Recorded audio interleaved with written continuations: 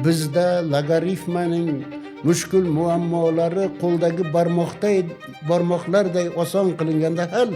Oliy irq da'vogari Cherchillning bobolari qo'ldagi 5 barmoqni sanolmasdi mukammal deb yozgan G'afur G'ulom edi. Shunga qo'l qo'ymay o'lib ketaversa bo'lardi-ku deb aytishday bir nodonlik yo'q bu yerda. Bu otilsin desa otilib ketaveradigan, odamzotning umri chumolining umridan, hayotidan farq qilmaydigan bir sharoitda qandaydir adolat, qandaydir qahramonlik haqida gapirish endi ortiqchadir. O'zbek adabiyotining jallodi. Endi u shunday qudratli odam bo'lganki, bu mendan kechirim so'rasin deb ariza yozib Markazkomga va byuroni yig'dirishga erishadi. Qahorni o'zi so'ratish uchun. Katta o'qirman bo'lmagan joyda katta adabiyot bo'lmaydi. Lenin degan so'zni ko'rsa, ha bo'ldi, bu o'sha sho'rolarning maddohi ekan. Bu sho'rolarning zamonida yashaganingdan keyin, uni yaxshiliklarini ko'rganingdan keyin u faqat yomonlikdan iborat bo'lmagan. O'shanda ham kimdir tug'ilgan, kimdir sevgan, kimdir o'lgan. Xalq poda emas, u sarkaga ergashish kerak. Yozuvchi sarka emas, qo'ylarni ergashtirishi kerak. Qatorasiga hamma chaqimchi bo'lib ketavermagandir axir. Unday masalalar haqida gapirish mumkin emas edi. Katta qatlamni, eng buyuk qatlamni yo'qotish bilan emas, uning orqasida qoladiganlarning otini qora qilish bilan ham shug'ullandi. Hozir nomlarini sanagan odamlaringdan birontasi ham shunchaki jo'n odamlar emas edi. Ular 10 qadam narini oldindan ko'rish qo'ldan kelardi. Husnbuzar degan bir maqola yozgan o'rischa. Shu yerda 1 kilogramm paxta terish uchun ayollar necha marta egilib turishini sanab, shunday odamlardan sog'lom bola tug'iladimi? Lenin degan bo'lsa bo'laversin, partiya degan bo'lsa bo'laversin, nima qilibdi? Umuman-ku o'zi aslida haqiqat aytilishi kerak.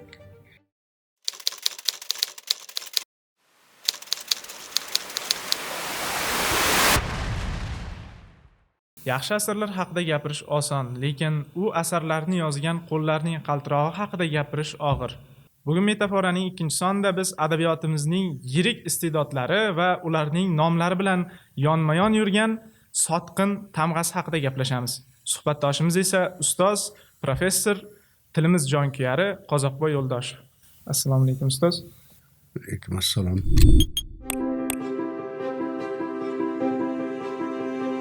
Ustoz, bu tariximizga o'zi bir nazar tashlaydigan bo'lsak, qaraydigan bo'lsak, ayrim yozuvchilar, ayrim shoirlarimiz, barchamiz biladigan, tug'ilgan kunlarida haykalining poyiga gul qo'yadigan yozuvchilarimiz faqatgina qog'ozga she'r emas, ayrim chaquvlarga, ayrim qora yozuvlarga imzo chekkan dedi. Menimcha kimlarni nazarda tutayotganimni bilasiz. Bu nima deb o'ylaysiz? Qaysidir yozuvchini, umuman u haqidagi mana shunday narsalarni, ya'ni sotqin degan so'zlarni ko'p kovlayverish bu tarixiy dog'mi yoki xalqimizni qiziquvchanligidanmi? Umuman-ku o'zi aslida haqiqat oshkor bo'lishi kerak, haqiqat aytilishi kerak. Lekin haqiqatning bahonasida asl haqiqatlarni yuziga dog' tushirib qo'yilmasligi kerak. Chunki chinakam haqiqat haqning o'zidadir. Bandasining haqiqati hamisha nisbiy bo'ladi.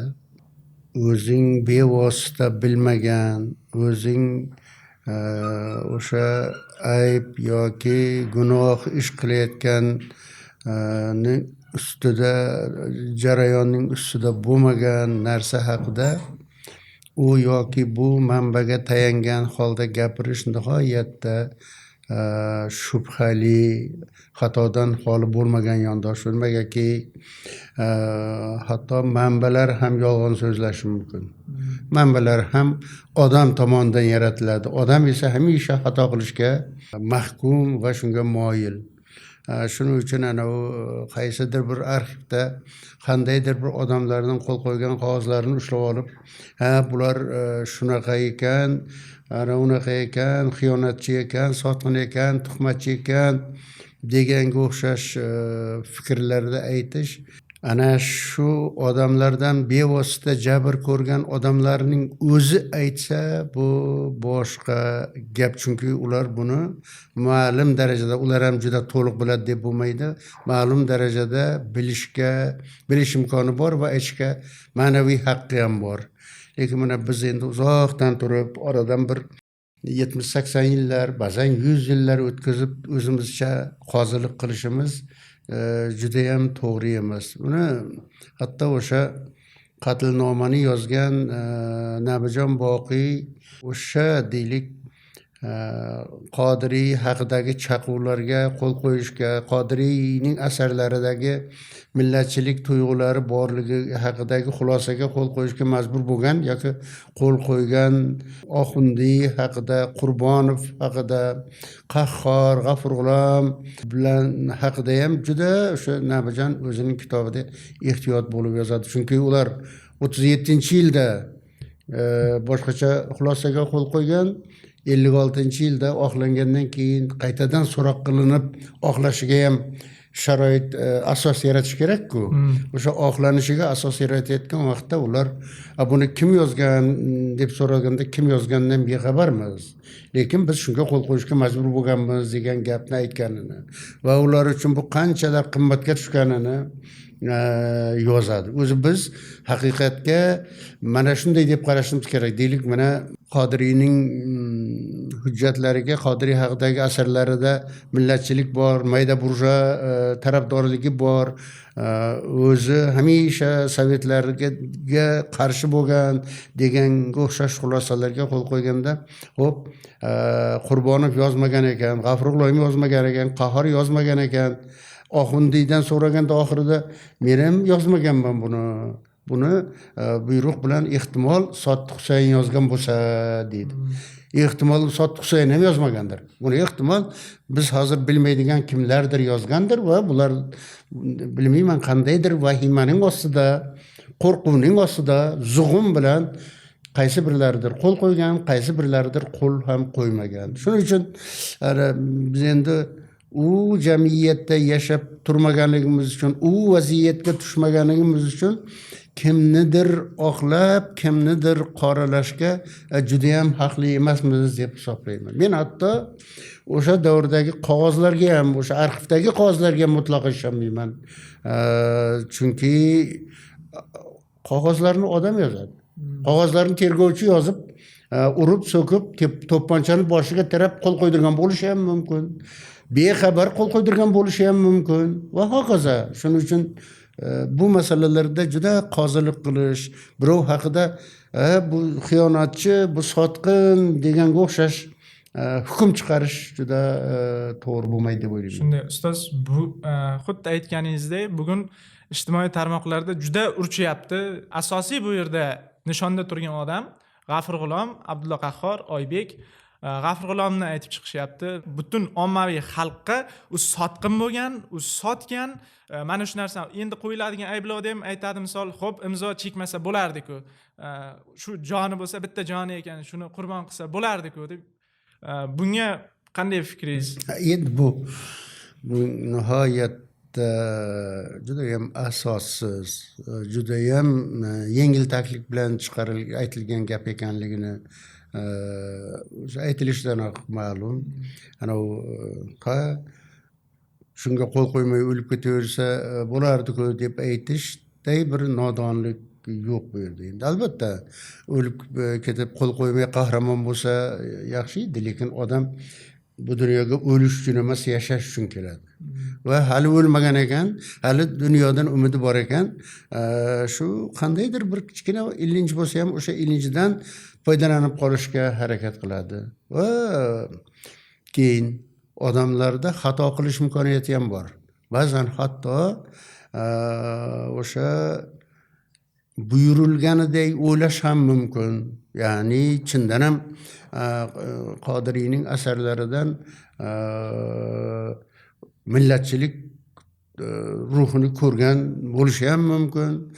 Uning sovetlarni yoqtirmasligini payqagan bo'lishi ham mumkin va shunday xulosaga kelishi ham mumkin. Uning bunga haqqi bor. Endi keyin bu endi anavi Hamid Olimjonning bir she'rlarida Lenin bu dunyodagi hammadan ulug', payg'ambarlarimizdan ham ulug' degan gapni ushlab olib, mana bu xudosiz, mana bu ateist, mana bu sotqin, ana bu sho'rolarning maddohi deganga o'xshash gaplarni aytishdan oson va aytishdan ahmoqona gap yo'q bu dunyoda. Nimagaki u davrda yashagan, o'sha davrda turib, shu davrning qanchalar battol ekanligini, qanchalar adolatga, haqiqatga zid ekanligini ko'rmagan bo'lishi ham mumkin edi.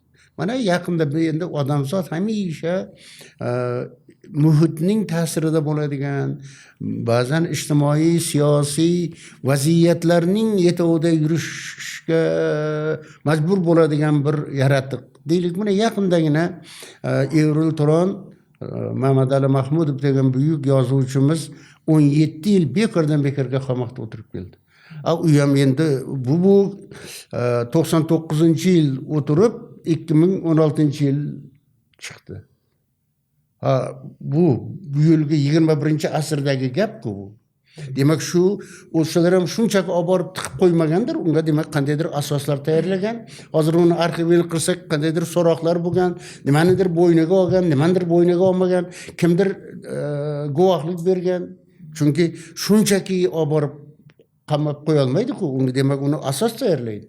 Endi ertaga kimdir chiqib olib turib bu Mamadali Mahmudov ham mana shunaqa qilgan ekan yoki kimdir uni sotgan ekan deganga o'xshash gap aytish mumkin deydi. Chunki bunday odamzod shunday bir vaziyatlarga tushib qoladiki, avvalo bunday vaziyatlarga tushib qolish hech kimni boshiga solmasin. Lekin tushib qoladiki, uni nima ish qilganligini sen va undan narida uzoqda turgan odamlar qozilik qilib unga baho berishga juda ham oshiqmaslik kerak. Juda ham ehtiyot bo'lish kerak. Shu ma'noda mana endi qarang, 37-yilda qo'l qo'ygan bo'lsa, Qahhor 64-yilda Qodiriyning 70-yilligida shunaqa nutq so'zlaydi. Qahhor umrida hech qachon 10 minutdan oshiq gapirmagan ekan. Shu yig'ilishda 1 soat gapiradi. Qodiriyning asarlarining ahamiyatini, uning dunyo adabiyotida tutgan o'rnini, o'zbek romanchiligining yaratishdagi xizmatlari haqida va uni bugungacha ham qabul qilishga qiynalayotgan odamlar haqida, qabul qilishni istamayotganlar haqida 1 soatdan ortiq gapiradi deyshadi. Demak, buni bilib turgan, lekin boyaga aytilgandek vaziyat talab qilganligi uchun, shu vaziyatdan chiqib keta olmagan uchun endi hozir bunda o'tirib olib turib, shunga qo'l qo'ymasa nima bo'lardi? Qo'l qo'ymasa o'lishi mumkin edi. Yoki shu 30 uni Qodiriyning yonida turishga mahkum bo'lishi mumkin edi. Hatto agar ichidan shunday deb o'ylab qo'l qo'ygan bo'lsa ham, oradan o'tgan 20 yil davomida ularning fikri o'zgarishi ham mumkin edi. Odamzod o'zgaruvchan, odamzod o'zini isloh qilib boradigan, o'zini rivojlantirib boradigan bir yaratiq. Shuning uchun shu birovga yorliq osishga shoshilmasligimiz kerak. Biz endi o'zbek darrov bilar bilmas shu bittagina hodisani ko'rib olib turib, bu millatga dushman, holbuki ana u G'afurg'ulom edi. Bizda logaritmaning mushkul muammolari qo'ldagi barmoqlarday oson qilinganda hal. Oliy irq da'vogari Cherchillning bobolari qo'ldagi 5 barmoqni sanolmasdi mukammal deb yozgan G'afurg'ulom edi. Va G'afurg'ulom edi ana u millatning sha'nini, mening kimligimni eng katta buvingdan so'ra deb masala qo'yish qo'lidan keladigan shoir G'afurg'ulom edi. Shuning uchun ana u bugun endi biz mayli G'afurg'ulomni oqlaymizmi, G'afurg'ulomni qoralaymizmi, sen sotqin deysanmi? Undan qat'iy nazar biz G'afurg'ulomning asarlarini o'qimog'imiz kerak. G'afurg'ulomning boyagi aziz asrimizning aziz onlari, aziz odamlardan so'raydi qadrin, fursat g'animatdir, shoh satrlarla bezamoq chog'idir, umr daftarin degan satrlarini kim yoza oladi? Yoki Abdulla Qahhorning u dunyo darajasidagi hikoyalari, Sarob romani, bir qator pyesalari, bizga ular ana shu badiiy qiymati bilan ahamiyatli. Shuning uchun o'tgan odamga baho berishda ehtiyot bo'lish kerak. Bugungi kunda arxiv hujjatlarini ochish juda bir modaga kirganda, arxiv hujjatlarida o'sha oqloviga ham, Qodiriyni oqloviga borishda ham G'afur G'ulom so'roq qilinadi ekan. Unda ham o'sha yo'q, men bilmayman, eslolmayman, bir o'rtamiyona yozuvchi bo'lgan deganday gaplarni aytgan u bizni mana bu Qodiriydan o'qigan odam qanday nima yozgan bo'lishi mumkin deydi-da. Endi shu yerda juda to'g'ri. G'afur G'ulomni dedi, o'zining dedi. U biz xohlaganday o'ylashga majbur emas edi. Uning nazarida Qodiriy agar o'rtamiyona yozuvchi bo'lgan bo'lsa, demak shunday. Uning uchun u o'zining fikrini hamma shunaqa deb hisoblashing kerak deyotgani yo'q. Uning nazarida o'rtamiyona yozuvchi deb ko'rgandir. Va G'afur G'ulom hech kimning oldida qarzdor emaski, Qodiriyni ham buyuk deb aytishga. Va hech kim, bizning oramizdan ham hech kim majbur emaski, G'afur G'ulomni eng buyuk shoir edi deyishga. Mana kimdir G'afur G'ulomni sotqin deyapti. Men esa G'afur G'ulomni she'rlarini yodlab yuraman. G'afur G'ulomni hikoyalarini o'qib qoyil qolaman. Yo'q narsadan buyuk bir shedevr adabiyotlar yaratish qo'lidan, asarlar yaratish qo'lidan keladigan kamdan kam noyob iste'dod egasi ekanligini, 11 tilda nutq so'zlash qo'lidan keladigan, arablarga borsa arab, forslarga borsa fors, o'risga borgandagi o'rislarni o'qitib qo'yadigan darajadagi intellektual yetuk badiiy iste'dod egasi ekanligini. Ayni vaqtda kamchiliklari, nuqsonlari bo'lsa bo'lgandir. Lekin menga uning nuqsonlaridan ko'ra bugun uning qoldirib ketgan asarlari bilan tanishmoq va uning tilni bu qadar go'zal bilishi va vaziyatni shu qadar badiiy vaziyatni shu qadar ustalik bilan syujetni tuzib olishi, u afandi o'lmaydigan bo'ldi degan hikoyasi bor. Afandi endi deb qilavergandan keyin emishki go'yo Xudoning joniga tegib, Azroil bor shuning jonini ol, toza jonga tegdi bu desa, bo'pti, kelib endi sening joningni olaman deganda 2 rakat namoz o'qib olayim deydi. Mayli o'qib ol deydi. Keyin tahorat qiladi deydi, belbog'ini yozib 1 rakat namoz o'qidi deydi. Keyin belbog'ini silkib o'rnidan turib beliga bog'lab oldi. Azroil hayron. Sen 2 rakat o'qiyman devdim-ku. O'lgim kelganda o'qiyman 2-chi rakat. Va bu endi hech qachon bo'lmagan va bo'lishi mumkin bo'lmagan voqea. Lekin G'afur G'ulom ana shunday, bu nimani ko'rsatyapti? Bu inson zotining, inson intellektining qudratini ko'rsatyapti-da bu hikoyasi bilan. Yoki Hasan Kayfiy asaridagi, yoki Gilos zanagidagi tasbih, yoki eng rasm va ramaz asr degan hikoyalarida bular dunyo adabiyotining eng baland namunalaridan. Afsuski bizning o'qirmanlarimiz undan yaxshilab o'qib, undan teran ma'nolarni ilg'ashga uncha hafsala qilmaymiz.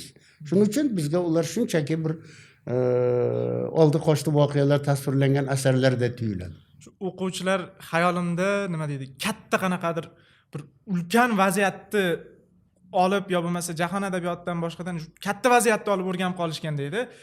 G'afur G'ulomda bo'lsa men yoqtiradigan narsa, u shunda o'tirib stolda kichik mana bu xuddi afandini miri tangasini yo'qotib qo'yib qilinadiganday vaziyatni tasvirlab beradi-da.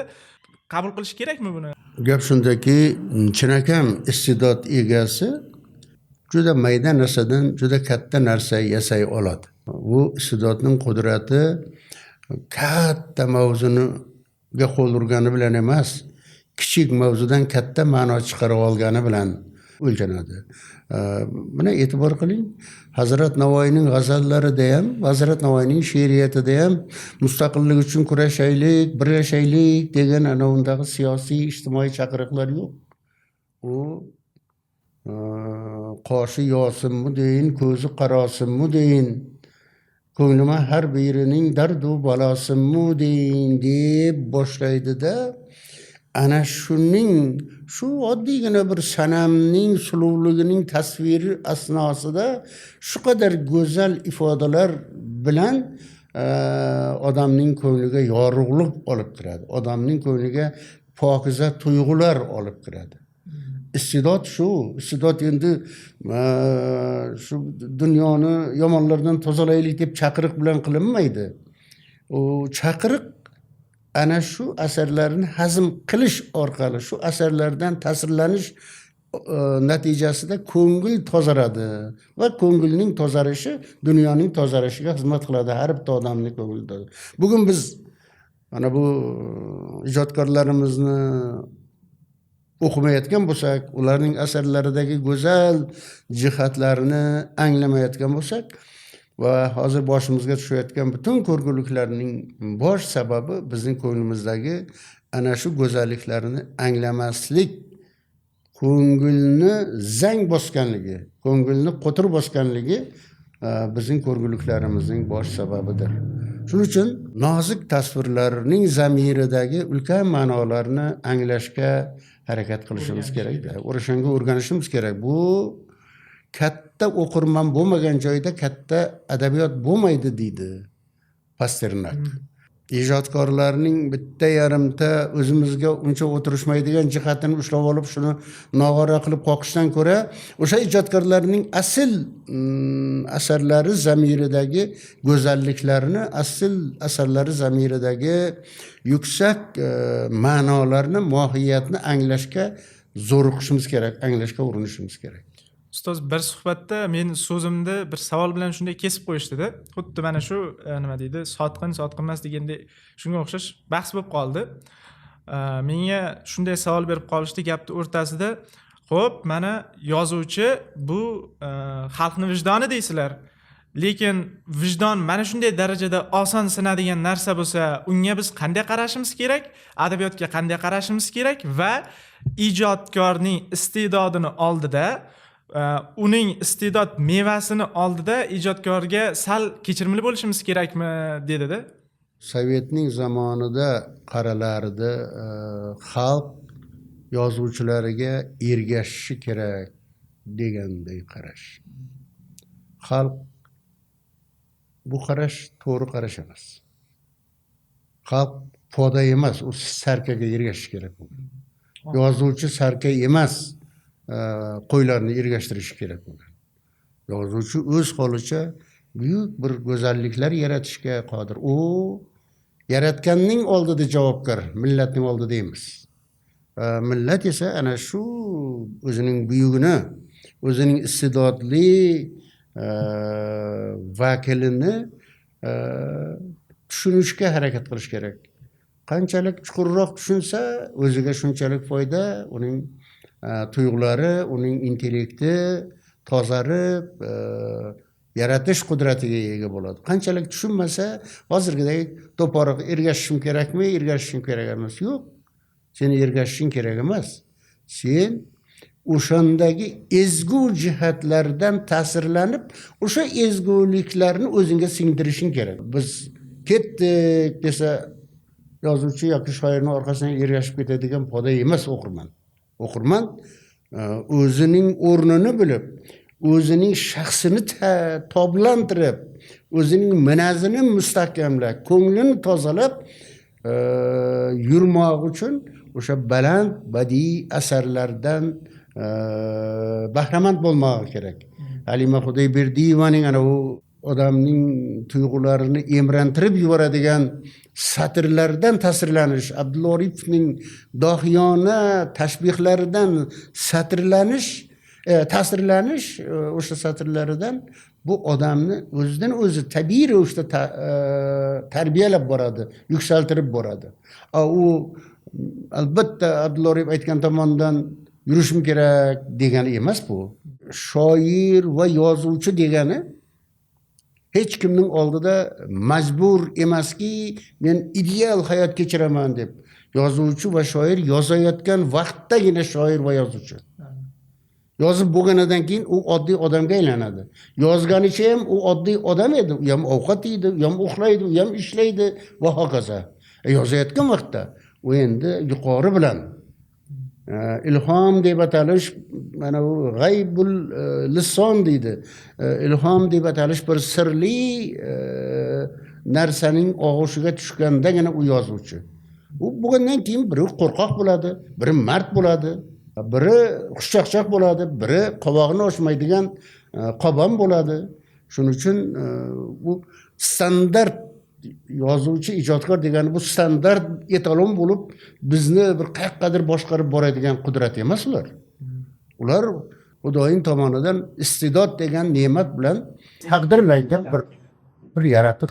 Ustoz, mana bir ochiqroq gaplashaylikda, shu chaquvlar, o'sha paytdagi qoralamalar, ichqoraliklar bugun yo'qolib ketdimi? Nomma-nom ayting demayman. Endi men bu sohani juda arxivlarda o'tirib, bularni ishlab, bularni tekshirgan odam emasman. Men endi shunchaki hammaga ma'lum bo'lgan ma'lumotlar asosida shunchaki bir xolisona fikr yuritishga, yo ijodkorlarning shaxsiyatidan ko'ra ijodkorlarning ijod namunalari orqali ularga baho berishga harakat qiladigan bitta o'qirmanman. Keyin boyagi chaquv degan gaplar ham ancha shubhali. Chunki mana endi tarix bilan qiziqib, kimgadir sotqin, kimgadir xiyonatchi, kimgadir qahramon degan nom berayotgan azamatlar ham bilsa kerakki, har butun ittifoq deb atalmish, Sovet ittifoqi deb atalmish dunyoning 6dan birida har bir viloyatda o'ldirilishi kerak bo'lgan, qatag'on qilinishi kerak bo'lgan odamlarning miqdori belgilab berinar. Va shuningdek ularning sifati ham ko'rsatilar edi. Deylik, Qodiriyning o'rniga G'afur G'ulom o'ldirilishi mumkin emas edi. Chunki aynan Qodiriy, aynan Cho'lpon, Fitrat, Botu, Elbek singari odamlar, ya'ni millat haqida ochiqroq gapiradigan odamlar tuzilgan ro'yxat bor edi. U qandaydir chaquvlar tufayli men hech ishonmaymanki Qodiriy haqida kimdir chaqimchilik qilganiga. Xo'p, Qodiriy haqida qildi, lekin Cho'lpon haqida yoki Fitrat haqida qatorasiga hamma chaqimchi bo'lib ketavermagandir axir. O'sha yerda ham bir odamlar bo'lgandir axir. Va jamiyatning tartibi shunday ediki, o'sha vaqtda jamiyatning sal ko'zga ko'ringan qatlami, birinchi ko'zga tashlangan qatlam olib tashlanishi kerak edi. Chunki jamiyatning taraqqiyoti ularning qarashlariga dushman edi, yov edi. Va ular o'zining yovini ana shunday qilib butun ittifoq bo'yicha shunday qilib olib tashlashga harakat qilgan edi. Kimki yo bilib, yo bilmay unga xizmat qilgan bo'lsa, ular qoldi. Va hozir aytilgan odamlar, G'afur G'ulomlar, Hamid Olimjonlar, Oybeklar, Uyg'unlar, Qahhorlar yosh edi va Sovetni qabul qilgan odamlar edi. Tabiiyki, ana u yosh va yetalashga osonroq yuradigan qatlamni o'zining yo'lida mahkam turadigan qatlamga qarshi qo'ydi. Va Sovetning dahshati shunday ediki, ular faqat katta qatlamni, eng buyuk qatlamni yo'qotish bilan emas, uning orqasida qoladiganlarning otini qora qilish bilan ham shug'ullandi. Va ular buni ataylab qildi. Ba'zi bir xulosalarda Qahhorning nomi bor, qo'l qo'ymagan.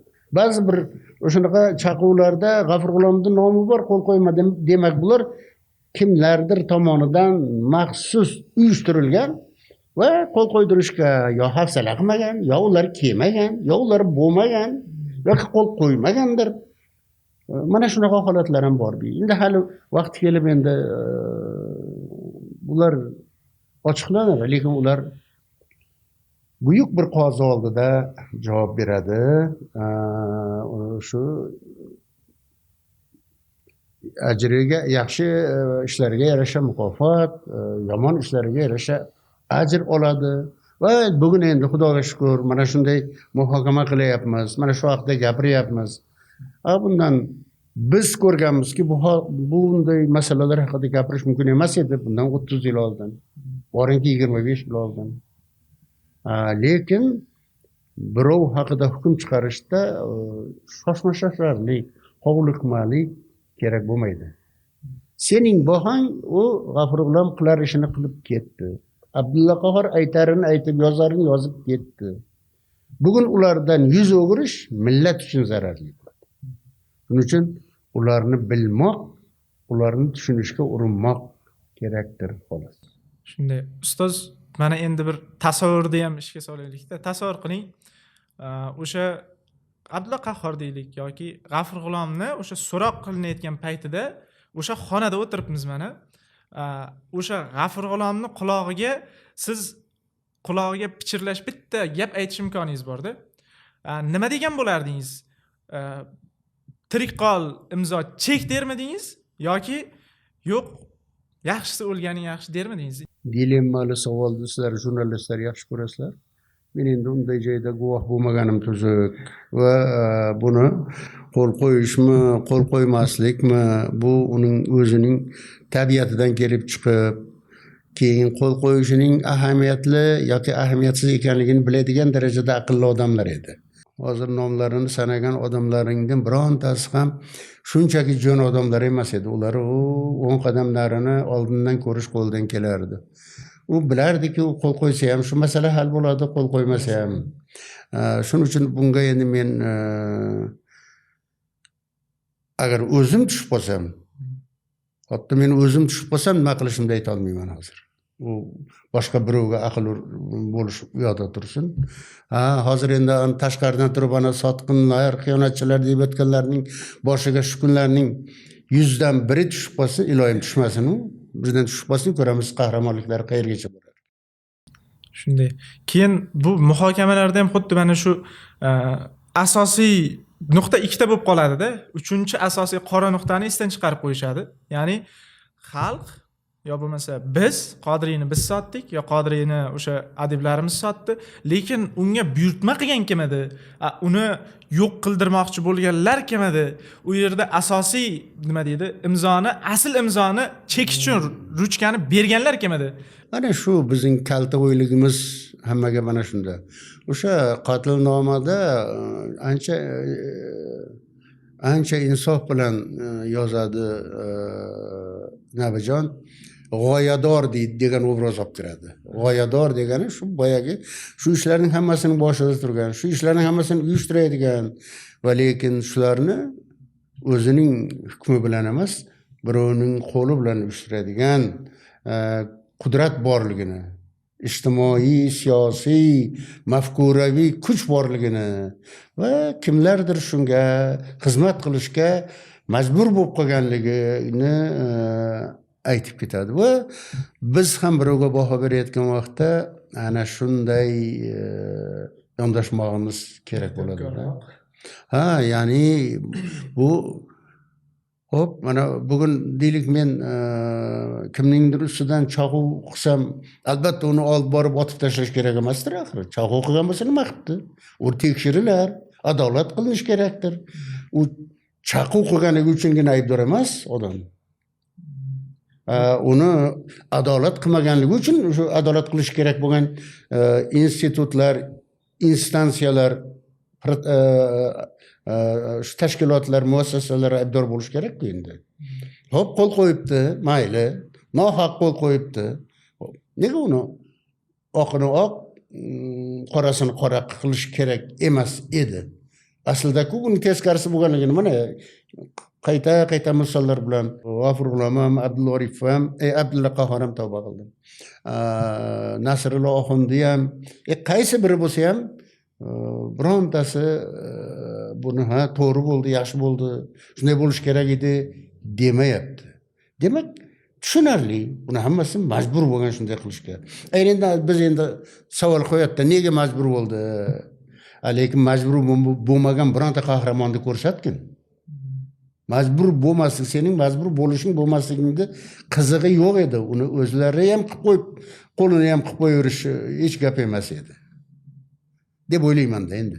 Chunki masala 3 kishi yig'ilib olib turib, bu otilsin desa otilib ketaveradigan, odam zotning umri, chumolining umridan, hayotidan farq qilmaydigan bir sharoitda qandaydir adolat, qandaydir qahramonlik haqida gapirish endi ortiqchadir. Bu davr mayli. bugun mana shu bizga talqin qiladigan talqinchilarimizni o'zida ozroq ichqoralik bor emasmi? Bilmayman endi. Buni endi bilgich yaratgandi o'zi. Ha, deylik mana katta bir taniqli yozuvchimiz butun boshli bir asar yozdi Abdulla Qahhor haqida. Bilmayman, buni yozish ehtimol u ham o'ylagandir, men adolatni, haqiqatni aytishim kerak, odamlar bilish kerak, bu odamning aslida kimligini deb o'ylagandir. Nuqtai nazarlar har xil bo'ladi va biz bir-birimizni tushunmog'imiz, birovni darrov qoralab, birovni darrov oqlab ketishdan ko'ra bu ham bir narsani o'ylagandir deb o'ylashimiz kerak bo'lar. Ana u Qahhorning azaldan shunaqa chaqimchi, azaldan sotqin ekanligini isbotlashga butun jon jahdi bilan urinayotgan odamlarni ham ko'rib turibmizda bugungi kunda endi. Lekin bir o'ylab ko'raylik. Qahhor 44-yilda, 44-yilni esla, 44-yilda endigina lotin yozuvi ham bekor qilinib Kirillga o'tkazilgan va Kirillga o'tkazilganda butun turk dunyosidagi harflar har bir millatda ikkinchisiga o'xshamaydigan harflar qabul qilinishga majbur qilingan bir sharoitda yozadi. Bizda ts degan tovush kirgan emish.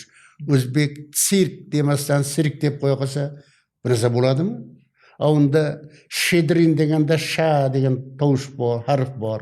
Uni ham kiritish kerak bo'ladi deb yozish qo'lidan kelgan odam edi. 50-yillarda ana u bizning O'zbekistonda ayrim oilalar bolalarini rus maktabiga berib, bolalari bilan ruscha gaplashar emish. Bu internasionalizm ekan. Men bunday internasionalizmlarni qabul qilmayman deb aytish qo'lidan kelgan. 60-yillarda o'rtasida, boshida edi, yoki 50-yillarda oxirida edi, Husnbuzar degan bir maqola yozgan o'rischa. Va o'sha yerda 1 kilogramm paxta terish uchun ayollar necha marta egilib turishini sanab, shunday odamlardan sog'lom bola tug'iladimi? Bularning mehnati qanday og'ir ekanligini hisobga oladimi deganga o'xshash narsalar yozish qo'lidan kelgan.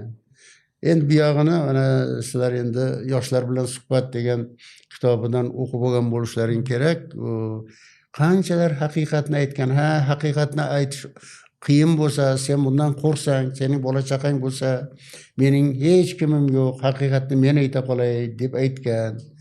Yoki bo'lmasa, men partiyaning soldati emas, har qadamda ches berib turadigan, men uning ongli a'zosiman deb aytish qo'lidan kelgan odamni, qahramonimizni biz bugun qanday qilib bo'lsa ham shundan bir illat topib, shuni bir yomonotlik qilishga astoydil professional darajada shug'ullanayotgan odamlar borligiga hayron qolaman. Nega uning keyingi ishlarini, shularning hammasidan yomonlik ataylab o'zini niqoblash uchun shunday qahramonliklar ko'rsatgan deb, nega boshqa sotqinlar shunday qahramonlik ko'rsatmadi bo'lmasa? U bir Milchakov degan O'zbekning barcha yozuvchilarini zir titratadigan bir yozuvchi bashara odam bo'lgan, yozuvchilar uyushmasida o'rinbosar bo'lgan va shuni aytadi-da. Nutq so'zlab shunday uni basharasini ochib turib aytadiki, bu O'zbek adabiyotining jallodi. Endi u shunday qudratli odam bo'lganki, bu mendan kechirim so'rasin deb ariza yozib Markazkomga va byuroni yig'dirishga erishadi. Qahhor uzr so'rash Qahhorni uzr so'ratish uchun. Qahhor aytadi, haqiqatan men endi hammasi muhokama qiladi, millatchilik yomon ekanligini tushuntiradi. Shunda Qahhor aytadi, haqiqatan men xato qilibman. O'zbek tili, baribir rus tilini uncha yaxshi bilmas ekanman. Bu jallod emas ekan. Bu odamxo'r ekan. Uniki endi shuni byuroning oldida aytmoq uchun endi odam qanday erkak bo'lish kerak? va o'zi anavi men NKVDning odamiman deb yuradigan odam bo'lgan Milchakov. Va NKVDning odami bo'lsa ham mana shuni aytish, mana qahramonlik, tayyor qahramon turib. Biz agar uning o'zi sotqin bo'ladigan bo'lsa, u bilan jo'ra bo'lish kerak edi. Ikkita sotqin birlashib ish qilish kerak. Ish qilmasa. Endi shunaqa, shuning uchun nuqtai nazar muhim. Qaysi ko'z bilan qarasang, hodisadan o'sha tomonni ko'rasan-da odam. Nimani izlasang shuni topasan. Shuki ijodida ham yozuvchini, umuman shoirni bo'lsin, endi ko'pchiligini asarda sovetni, boshqani baribir uchqunlari seziladi-ku. Endi biz o'qishda uni nimani yozganiga ko'proq e'tibor berishimiz kerakmi yo qanday yozganigami? Bu yaxshi gap. Yozuvchi nimani yozganligi bilan emas, qanday yozganligi bilan adabiyotning xazinasidan o'rin oladi. Chunki vatan haqida hamma yozadi, ona haqida hamma yozadi, muhabbat haqida hamma yozadi. Lekin Navoiyning, Boburning, Ogahiyning, Abdulla Orifning, G'afur G'ulomning shu yo'nalishda yozganlari, Halima Xudayberdiyevaning yozganlari bugun o'qiladi. Shavkat Rahmonning vatan haqidagi tizmalari bugun bizga kerak bo'ladi. Vatanini yaxshi ko'rmaydigan odam endi kamdan kam, ayniqsa ijodkorlarda, hamma gap qanday yozishda deb o'ylayman.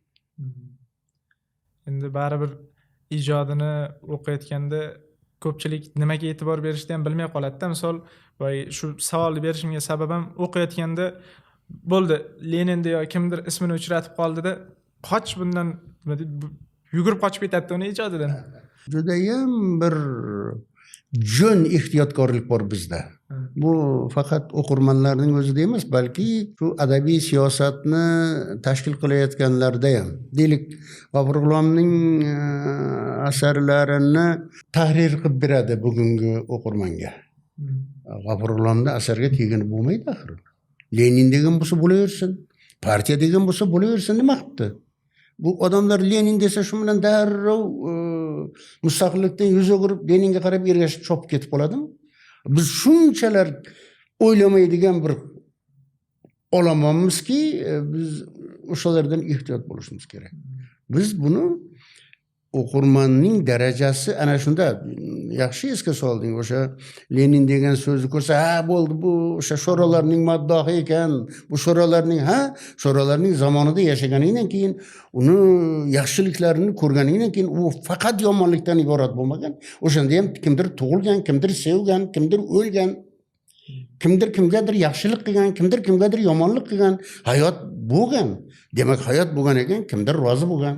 Deylik, o ana Hamid Olimjon yozadi-ki, bunda tole har narsadan mo'l, to o'lguncha shu o'lkada qoldi. Haqiqatan ham u toleyli yigit edi-da, Zulfiyadek qizga uylangan bo'lsa, bir hali 30 yoshga kirib kirmay uyushmaning boshlig'i bo'lsa, o'zi kelishgan sog'lom yigit bo'lsa, go'zal notiq bo'lsa, katta iste'dod egasi bo'lsa, unga dunyo shunday go'zal ko'rinadi, shunga tole ko'rinadi.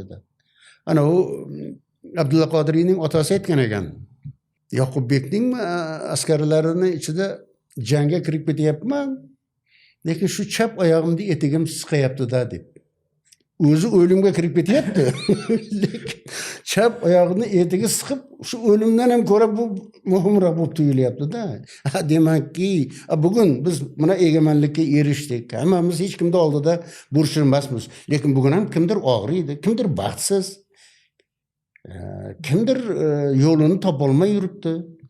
Mustaqillikka erishdik, hamma baxtiyor degan emas. Sovet vaqtida hamma faqat boshini egib ko'zidan yosh oqizib yurdi degan emas. Unda ham hayot davom etavergan. Shuning uchun ijodkor ba'zan Lenin degan bo'lsa, ba'zan partiya degan bo'lsa nima bo'libdi endi?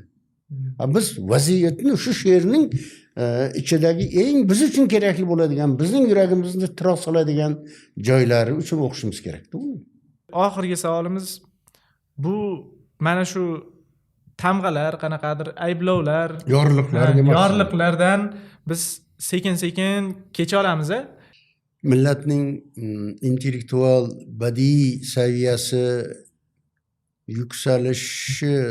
yuksalgani sari uning hodisalarga, estetik hodisalarga, ijtimoiy siyosiy hodisalarga beradigan bahosi oqilona va sog'lom bo'la boradi.